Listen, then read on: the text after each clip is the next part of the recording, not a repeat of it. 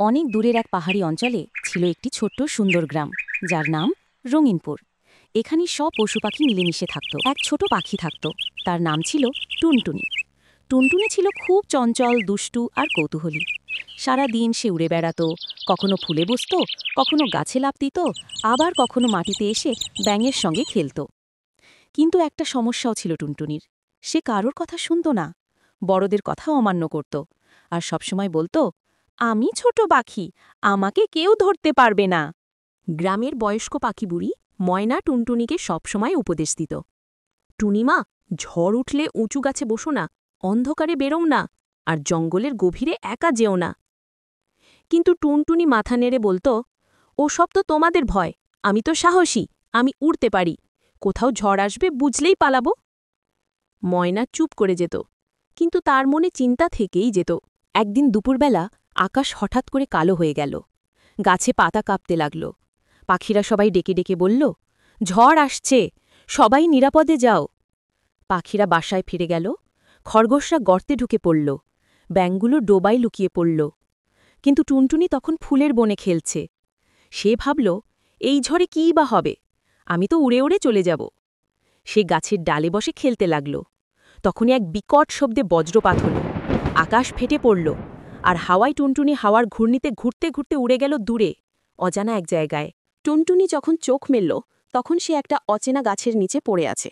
চারপাশে অন্ধকার বন, অচেনা শব্দ, গা ছমছমে পরিবেশ। সে ডাকল, মা, ময়না চাচি, কেউ আছো? কেউ উত্তর দিল না। টুনটুনি ভয় পেয়ে গেল। তখন সে বুঝতে পারল, বড়রা যা বলে সবই অভিজ্ঞতা থেকে বলে। সে এখন বিপদে পড়েছে, আর ফিরে যাওয়ার। হঠাৎ একটা মোলায়েম কণ্ঠে কেউ বলল, তুমি কে ছোট্ট পাখি? টুনটুনি ঘুরে দেখে একটা ছোট্ট কুচো ব্যাঙ তাকিয়ে আছে। টুনটুনি কাঁপতে কাঁপতে বলল, আমি টুনটুনি, আমি ঝড়ে পড়ে গেছি, বাড়ি খুঁজে পাচ্ছি না। কুচো ব্যাঙ বলল, ভয় পেও না, আমার নাম টিপটিপ, আমি তোমার বন্ধু হব। তারপর আসলো আরেকটি কাকড়া, নাম কাকু। সবাই মিলে টুনটুনিকে গাছের নিচে একখানা শুকনো পাতা বিছিয়ে দিল, তাকে কচি ডাল দিয়ে পানি খাওয়ালো। টুনটুনির মন ভালো হতে লাগল। পরদিন সকলে মিলে ঠিক করল, টুনটুনিকে তার রঙিনপুর গ্রামে ফিরিয়ে দিতে হবে। কাকু বলল, আমি নদীর পথ জানি, পাখিরা যেখানে পানি খেতে আসে সেখানে গেলে হয়তো কেউ চিনে ফেলবে।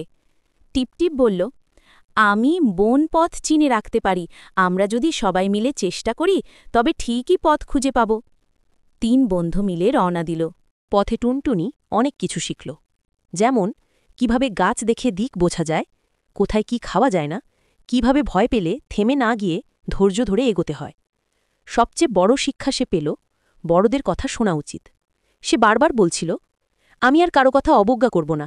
3 দিন পরে তারা পৌঁছাল নদীর ধারায়। সেখানে টুনটুনির এক চাচা পাখি তাকে চিনে ফেলল। এই যে টুনটুনি, তুমি কোথায় ছিলে, সবাই তোমাকে খুঁজছে। তারপর সে সব বন্ধুদের সঙ্গে রঙিনপুরে ফিরে এলো। সবাই খুব খুশি হল। টুনটুনি এখন আর দুষ্টুমি করে না, সে এখন অন্যদের সাহায্য করে। যখন নতুন পাখির ছানা কিছু বুঝতে পারে না, টুনটুনি এখন তার বন্ধু হয়। সে এখন সবাইকে শেখায়, বড়দের কথা শুনলে বিপদ থেকে রক্ষা পাওয়া যায়।